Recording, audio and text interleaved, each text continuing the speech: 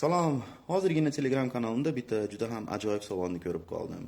Qarangki, agar evolyutsiya rost bo'lsa, nima uchun faqatgina odam yuqori aqlni rivojlantirdi? Ya'ni nima uchun boshqa hayvonlar yuqori aqlga ega emas? Bu savolni men juda ham ko'p marta eshitganman va aynan shu sababli shu videoni qilishga qaror qildim. Bu savol bir tarafdan juda ham mantiqli bo'lib ko'rinishi mumkin ilm fandan uzoqroq bo'lgan odamlar uchun. Lekin biologlar uchun va ayniqsa evolyutsionistlar uchun bu savol juda ham mantiqsiz. Nimaga? Analogiya keltiraman.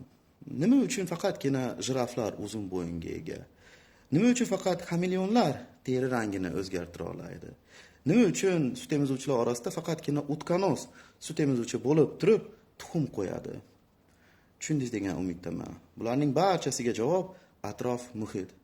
Faqatgina odamga uning yuqori aqli tirik qolishiga foydali bo'lgan, boshqa hayvonlarga bo'lmagan.